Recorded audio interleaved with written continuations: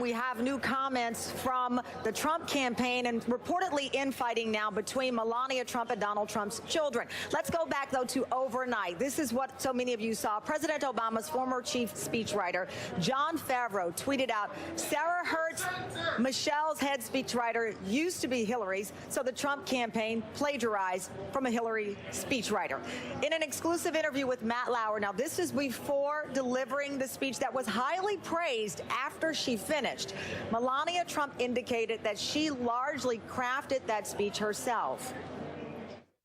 I read once over it, and that's all, because I wrote it and with a little help as possible. Now, initially, Donald Trump ignored the controversy. He tweeted out that her speech and demeanor were absolutely incredible and that he was very proud.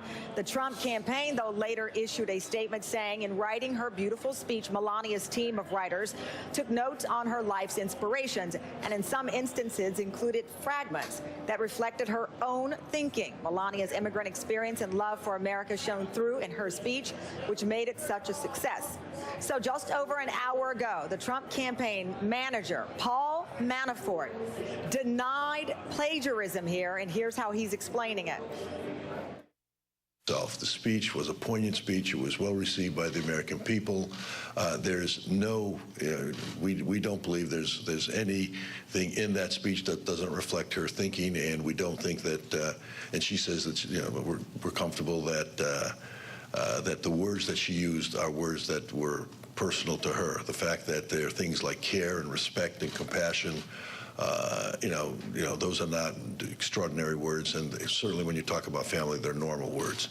I would note that she did know that she was speaking before 40 million people yesterday, and that her speech would be noticed by a lot of people, and to think that she would be doing anything that would be, unnoticed is absurd. There's a political tint to this whole issue, and certainly we've noted that the Clinton camp was the first to get it out there in trying to say that there was something untoward about the speech that Melania Trump gave.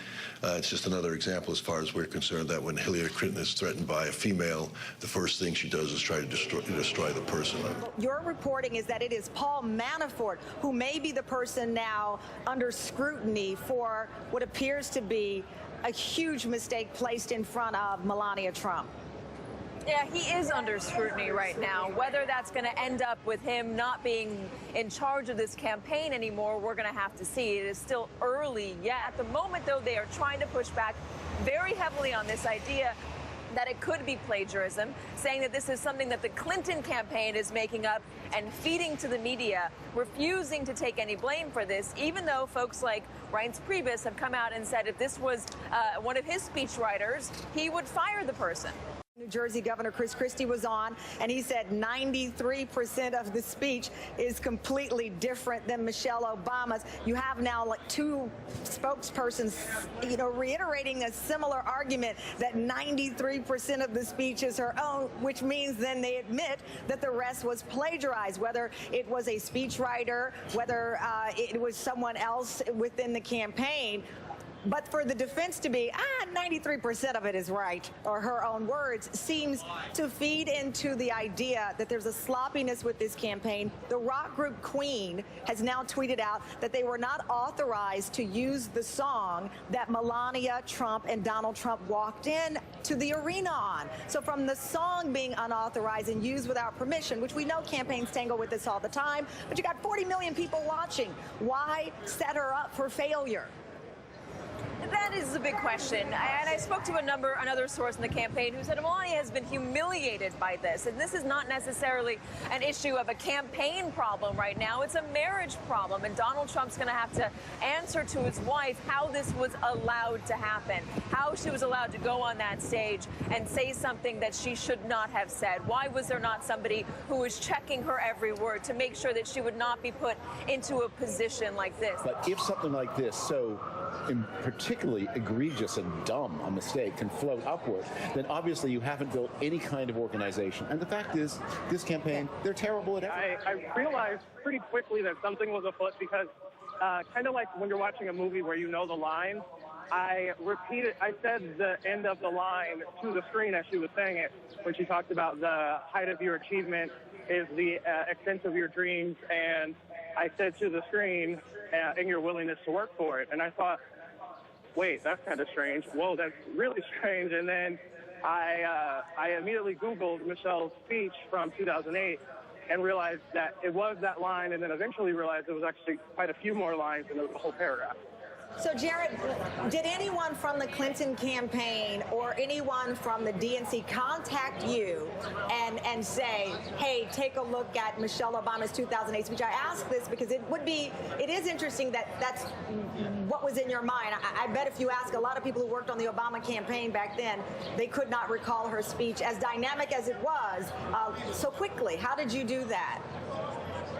It was more of a quote that I remembered. When I heard Michelle Obama say it the first time, I kind of wrote it down. I thought it was a really beautiful piece.